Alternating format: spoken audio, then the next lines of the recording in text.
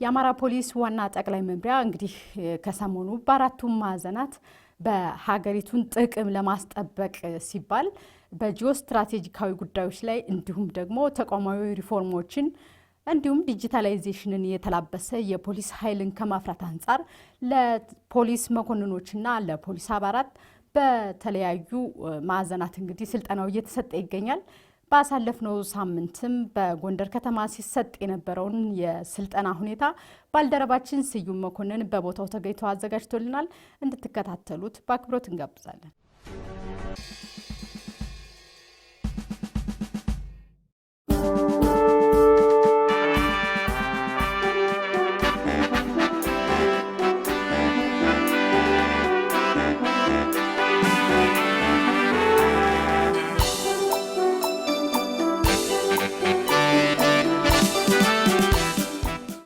የሀገርንና ሕዝብን ሰላምና ደህንነት የመጠበቅ ተግባር ለፖሊስ የተሰጠ ዋነኛ ክዋኔ ሲሆን ወንጀልን በመከላከል በመመርመርና የመንገድ ትራፊክ እንቅስቃሴን በመቆጣጠር የሚከወን ስራ ሀገርንና ሕዝብን በደህንነት በማቆየት ግብር የሚገለጽ ነው። እነዚህ ክዋኔዎች ደግሞ በተደራጀ ተቋማዊ አሰራር የሚመሩበት፣ ውጤታማ ስራዎች የሚመዘግቡበት፣ የለውጥ መንገዶች የሚቀየሱበት ሆነው መገኘትን የሚጠይቅ ጊዜ መምጣቱን ተከትሎ ፖሊስ ዓለም አቀፋዊ እውቅና ላገኘበት ትግበራ የሚያበቃ ሂደትን ለመቀላቀል የተቻለበትን እውነታ የያዘው የአማራ ክልል ፖሊስ ዋና ጠቅላይ መምሪያ በቅርቡ ያሳካቸውን የለውጥ ስራዎችና የወደፊት ትልሙን በተመለከተ የማስተዋወቅ ጉዳይ በተለያዩ አካባቢዎች በተደረገ ውይይትና ስልጠና የተንጸባረቀ ሲሆን በጎንደርና አካባቢው የሚገኙ የፖሊስ አመራሮችና አባሎች የተሳተፉበት መድረክ በዛሬው ፕሮግራማችን የሚቃኝ ይሆናል።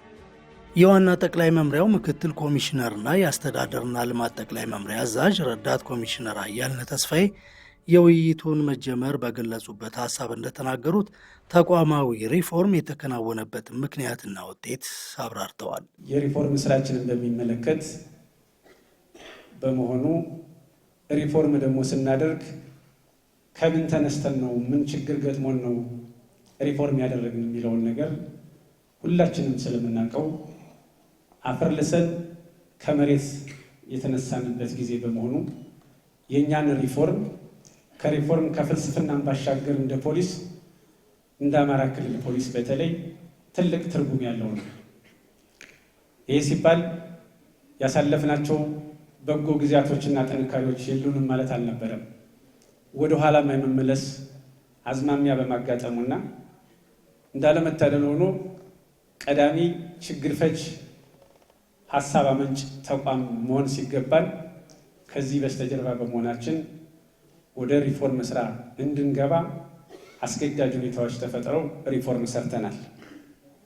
ተቋማችን የመነሳት ዘመን ብሎ ሪፎርም ማድረግ አለብን ብሎ እንደ ተቋም አስበን አቅደን ሪፎርም ካላደረግን በስተቀር ከችግራችን መዳን አንችልም በሚል የጋራ መግባባት ተደርጎ ይህንን ደግሞ የክልሉ መንግስትም በቁርጠኝነት በመውሰድና በመተማመን የጀመርነው ሪፎርም ነው።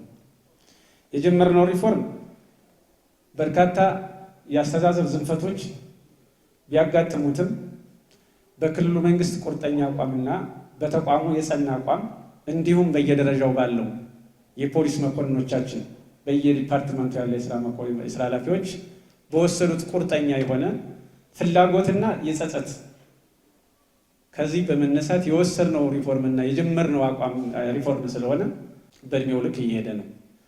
ማድረግ ያለብን ነገር እያደረግን እንገኛለን።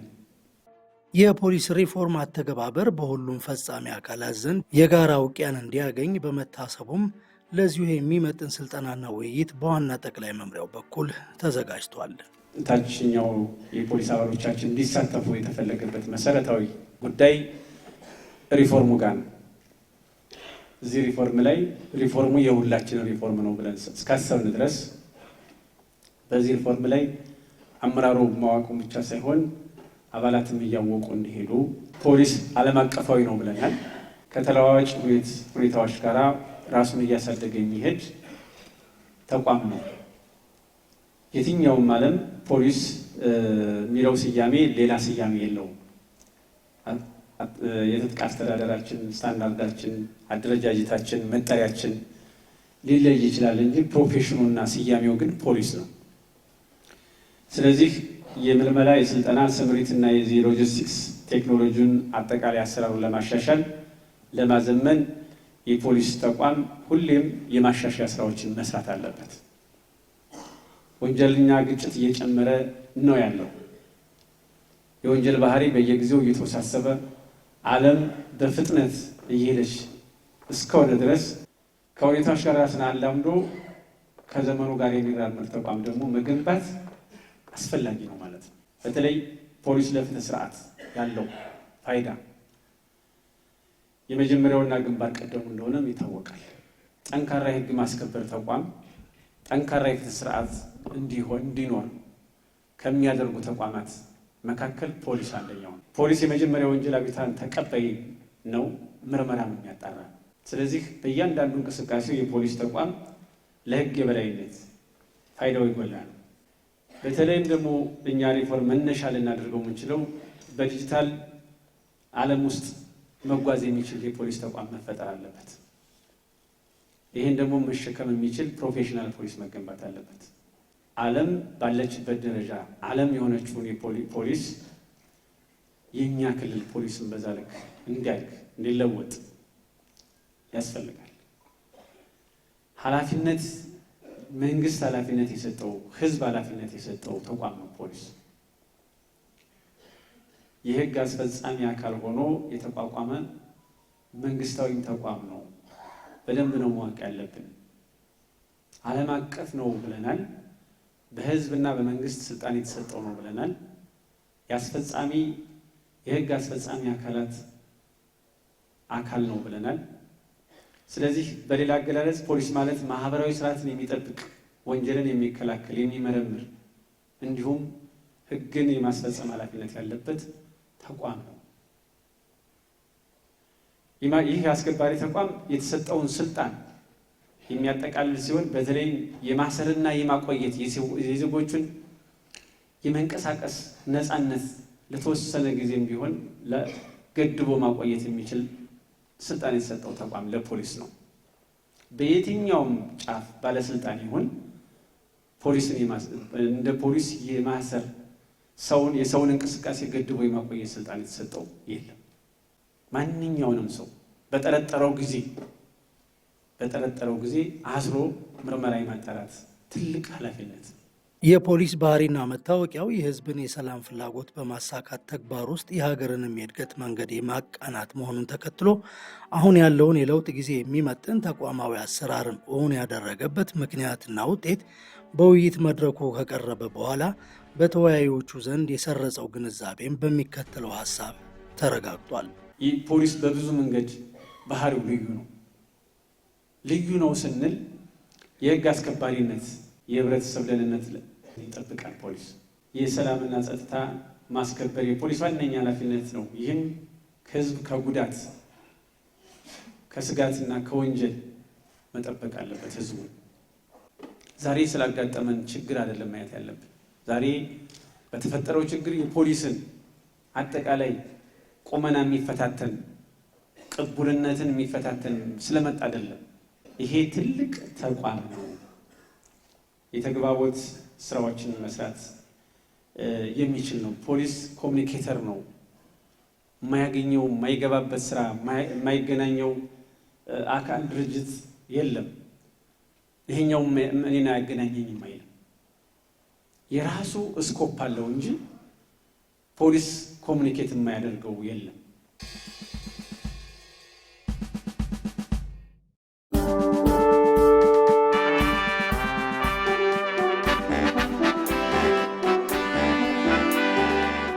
እንደ አጠቃላይ ከሪፎርሙ ጋር በተያያዘ የክልሉ አመራር ኮሚትመንት ወስዶ የሰራው ሪፎርም እጅግ ከሌሎች ሪፎርሞች በተለየ መንገድ ውጤት የሚያመጣ ነው በሚል አጠቃላይ ድምዳሜ ደርሰን በተሻለ መንገድ እሱን ወስደን እንፈጽማለን የሚል በእኛ በኩልም ኮሚትመንት አለን ማለት ነው። ሪፎርሙ ከተጀመረ ጀምሮ የጸጥታው ችግር ሳይበግር ከክልል እስከ ወረዳ ድረስ የተሰራው ስራ አበረታች ነው። ተቋሙ በብቃት በክህሎት እና የተቋሙን ጥቅም በሚያስከብር መንገድ የተደራጀ ባለመሆኑና ተቋሙን ሸክፎ የሚመራ ባለመኖሩ ከላይ እስከታች ተቋማችን ወደ ታች እንዲመለስ የተደረገበት ሁኔታ አለ። ሪፎርሙ ከተጀመረ በኋላ ግን ቅድም እንደገለጽኩት የተሻለ በፈጣን ሁኔታ እየሄደ ስለሆነ ይህን ተግባራዊ አድርገን አመራሩም አባላትም በዚህ መንገድ ስራ መስራት መቻል አለን። ከአመራርም ከአባልም የስራ ተነሳሽነት፣ የስራ ፍላጎት እና ተቋሙን ለመለወጥ የሚደረገው ጥረት በጣም አበረታች ስለሆነ እሱን መሰረት አድርገን ስራ መስራት ከቻልነ ሪፎርሙን ወደ ነበረበት ተቋማችን ወደ ነበረበት ገናናነት መቀየር እንችላለን። ህብረተሰቡን በተገቢው መንገድ አገልግሎት ለመስጠት ተቋሙን ወደ ነበረ ገናናነቱ ለመመለስ የተሻለ የስራ አፈጻጸም እንዲኖር እና ተቀባይነትን ለማግኘት ሪፎርም መስራት የግድ አስፈላጊ ሆኖ ተገኝቷል። ህዝቡን በተገቢው መንገድ ሊያገለግል የሚችል ተቋም መፍጠር ነው። ሌላው ከዘመኑ ጋር የዋጀ ተወዳዳሪና ተፎካካሪ ተቋም መፍጠር፣ ህዝቡን ያሳተፈና ህዝቡን ባለቤት ያደረገ ተቋም መፍጠር፣ በቅንጅትና በትብብር ሊሰራ የሚችል ተቋም መፍጠር እንደሆነ ማየት ያስፈልጋል። ይሄ ሪፎርም እውን እንዲሆን የአመራሩ ሚና ከፍተኛ ነው። ከክልል ጀምሮ ቁርጠኛ አመራር፣ ከክልል ቁርጠኛ አመራር፣ ጀግናና እፈጽመዋለሁ የሚል ኮሚትመንት አመራር በመኖሩ አሁን እያየናቸው ያሉ ለውጦች በአመራር ብቃት በአመራር ክህሎት የመጡ ስለሆነ የአመራሩ ሚና በጣም ከፍተኛ ነው። የአመራሩ ብቻ ሳይሆን የአባላትም ሚና ከፍተኛ ነው በነገራችን ላይ። ስለዚህ አባላት እኛን ነው የሚያዩት። እኛ ጠንካራ ከሆነ አባሉም ጠንካራ ይሆናልና በዚህ ደረጃ የአመራሩ እውን መሆን ወይም ደግሞ የአመራሩ ጥንካሬ ለሪፎርሙ ወሳኝነት አለው። ይሄ ማለት ምንድን ነው? አንደኛ አመራሩ ተቋሙን ነው ማየት ያለበት፣ ግለሰብ ተኮር መሆን የለበትም። ተቋሙን እመራዋለሁ፣ ተቋሙን አሳድገዋለሁ፣ የነበረውን ገናናነት እመልሳለሁ ብሎ በኮሚትመንት አመራሩ ከተነሳ ትልቅ ሚና አለው ማለት ነው። ስለዚህ መለወጥ ይቻላል እና አመራሩ ትልቅ ሚና አለው። ከቀይ መስመር ከሚባሉት ነገሮች ነፃ ሆኖ መስራት ከቻለ ብቃትን መሰረት አድርጎ ትምህርትን መሰረት አድርጎ ተቋሙን ለመለወጥ የሚነሳ አመራር ከሆነ ተቋሙን ለመለወጥ ወይም ደግሞ ይህን ሪፎርም እውን ለማድረግ የሚሳነው ነገር ስለሌለ በዛ ደረጃ የአመራሩ ሚና ትልቅ ነው ብሎ መውሰድ ይቻላል። ስለዚህ በጀግንነት መስራት ነው፣ ተቋሙን ማየት ነው፣ ለተቋሙ የሚጠቅመውን ሰው መለየት። ተቋሙ የነበረበትን ያለበትንና ወደፊት መሆን ስለሚፈልገው ነገር ሪፎርም መሰራቱ አስገዳጅ ነው። ሌላው ከዘመኑ ጋር ሊራመድ የሚችል ተቋም መገንባት የግድ ስለሆነ ሪፎርም መስራቱ አስፈላጊ ነው። ዘመኑ እንደሚታወቀው የዲጂታላይዜሽን ዘመን ነው። ከዘመኑ ጋር መራመድ ካልተቻለ መወዳደርም ሆነ ውጤታማ ስራ መስራት አይቻልም ማለት ነው። ለበርካታ ጊዜ በፖለቲካውና በሌሎች ተቋማት ጥገኛ ሆኖ የቆየ ተቋም ከመሆኑ ጋር ተያይዞ ለሕዝብ ተገቢውን የሆነ አገልግሎት ባለመስጠት በርካታ ጎደሎች የነበሩበት፣ ለብዙ ጊዜ ከሕዝብ ተነጥለን ቆይተናል በሚል ደረጃ ማየት የሚቻልበት ሁኔታ እንዳለ ማየት ተገቢ ነው። ተወዳዳሪም አልነበርንም። ከዚህ አንጻር ሪፎርሙ መሰራቱ እጅግ በጣም አስፈላጊና አስገዳጅ ነው። በተለይ በእኛ ተቋም ድህነትን ለማሸነፍ የሚደረገውን ትግል ድልድይ መሆን ይቻላል። የተረጋጋ አካባቢ እንዲፈጠር የበኩሉን ድርሻ ይወጣል። አድማ፣ ብጥብጥ፣ ሁከት እንዳይኖር ካለም የማረጋጋት ሚና አጠቃላይ በህዝብና በፖሊስ በህዝብና በመንግስት መተማመን፣ መተጋገዝና መደጋገፍ መፍጠር ይቻላል። ፖሊሳችን ከዚህ በፊት ሚሊተሪ ለመልበስ የሚያፍር በህዝብ ዘንድ ተቀላቅሎ ለመታየት እኔ ፖሊስ ነኝ ብሎ ለመናገርም የሚፈራበት የነበረና አሁን ላይ የሪፎርም ከመጣ በኋላ ደግሞ ከፖሊስ ተቋም እየሸተተ ህግን የማስከበር ቁመናው እጅግ በጣም በተሻለ ቁመና ላይ በመገኘቱ ህዝባችን አሁን ላይ በፖሊስ ያለው ተስፋና አንድምታ የተሻለ እንደሆነ ይታያል። የተሻለ አገልግሎትም አገኛለሁ የሚል በህዝባችን ዘንድ ትልቅ ተስፋ አለው።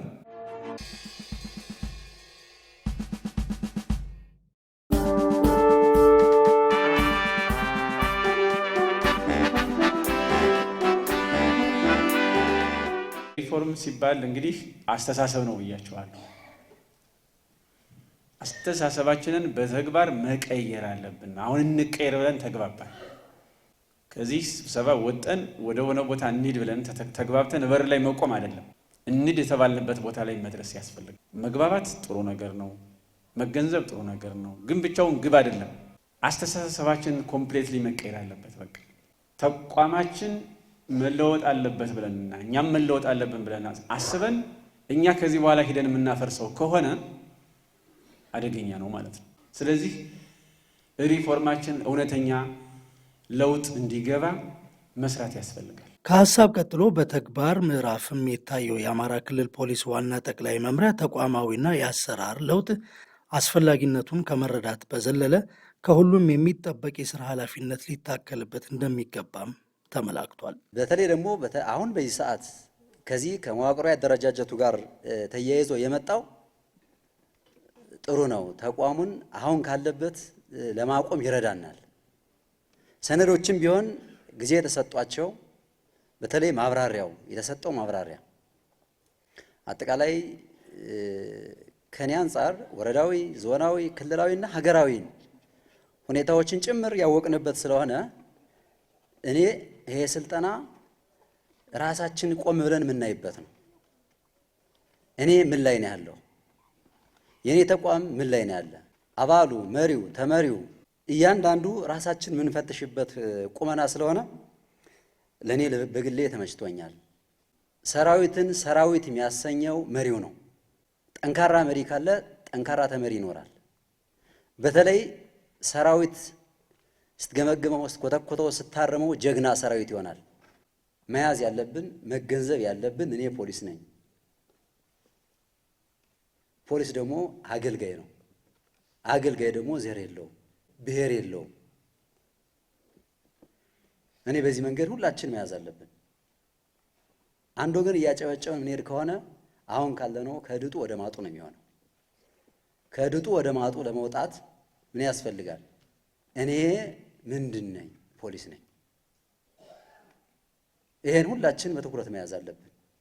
እንደ ከፍተኛ በመምሪያ ኃላፊ ደረጃ ካልሆነ የመወያየት እድሉን ያገኙት ከዛ በታች ያለው አመራርና አካላት ሪፎርሙ ምን ይላል የሚለው ወደ ታች ወርዶ ሀሳቡን ዘርዘር አድርጎ ለመረዳት እድሉን አላገኘንም ነበርና ይሄን እድል አግኝቶ አመራሩ ከስሩ ለሚመራው አባል በዚህ ደረጃ ነው ሪፎርሙ ከክልል እስከ ዞን፣ ከዞን እስከ ወረዳ ጣቢያ እያለ እስከ ታች እስከ ንዑስ የሰራ ስለሆነ በዚህ ደረጃ ነው እና ሪፎርሙን የተወያየነው አባሉ የራሱ የሆነ ግንዛቤ እንዲይዝ ጥሩ አጋጣሚዎችን ፈጥሯል።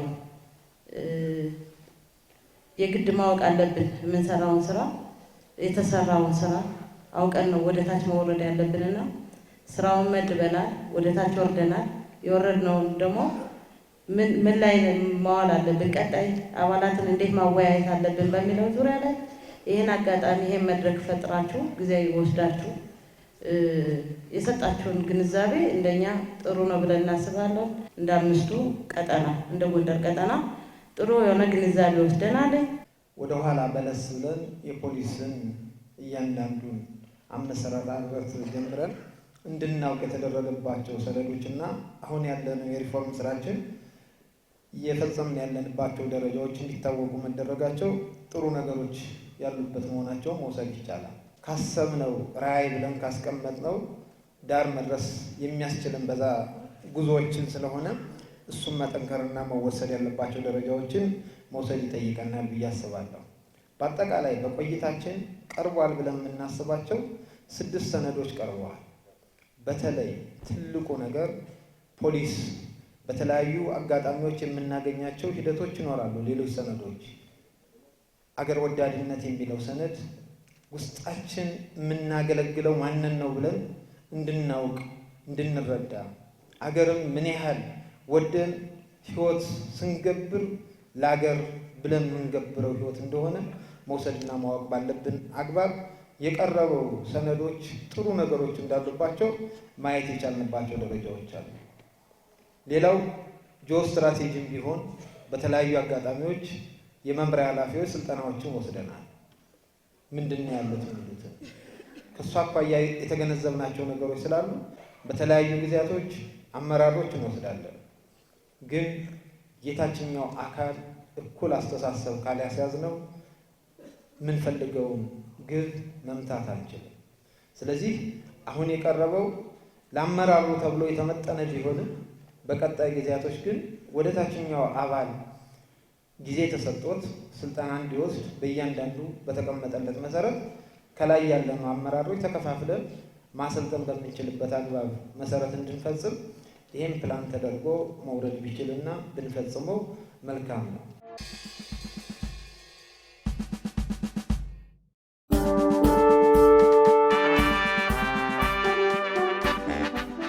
ያለንበትን ቀውስ የመፍታት አውድ ውስጥ መግባት ነው። ጠንካራ የኦፕሬሽን የህግ ማስከበር ስራ በመስራት ያለውንም ሰው እያደራጀን እያሰለጠን የክልሉን ቀውስ መፍታት ነው። ተቋማዊ ሚሽንን መወጣት ነው። ሁለተኛው ደግሞ ዘላቂ እና ተሻጋሪ የሆነ ነገን መሸከም የሚችል የአሁኑን ፈተና ማለፍ የሚችል የፖሊስ ተቋም መገንባት ነበር።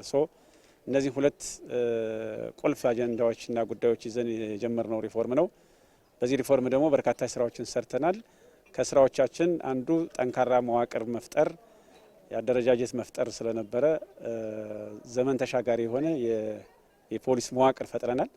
በዚህ መዋቅር ውስጥ ደግሞ የምደባ ስራዎችን አመራሩን መድበናል ማለት ነው እስከ ወረዳ ድረስ። ከምደባ ብቻውን የሪፎርም ንግግር ብቻውን ያን ያክል ውጤታማ ማድረግ ስለማይችል የስልጠና እና የግንዛቤ ፈጠራ የአቅም ግንባታ ስራዎችን ሰርተን የተቋም ግንባታ ስራችን መጀመር እና ማስቀጠል ነው የተፈለገው። በዚህ ስልጠና ውስጥ የመጀመሪያው የሪፎርም ፍልስፍናዎችን ግልጽ ማድረግ ነው። ሪፎርም መቼ ይደረጋል? እንዴት ይደረጋል? በምን አግባብ ይደረጋል? የፖሊስ ሪፎርምስ እንዴት ተደረገ? የአማራ ክልል ፖሊስ ሪፎርም መነሻውስ መድረሻውስ ምንድን ነው? የተከናወኑ ተግባራትስ ምንድን ናቸው? የሚል በግልጽ ለሰራዊታችን ለማስገንዘብ ሞክረናል። ስለዚህ ሪፎርም ሲባል እንዲሁ ሰው በመቀየር ወረቀት በመቀየር በማንሳት የሚመጣ ሳይሆን መሰረት ያለው ሳይንሳዊ ፍልስፍና ያለው የኛ ደግሞ ሪፎርም ደግሞ ፕራክቲካሊ የታየ ከችግር መውጫ መንገድ ተደርጎ የተወሰደ ስለነበረ በዚህ ላይ ሰፊ መግባባት ያደረግንበት ሁኔታ ነው ያለው።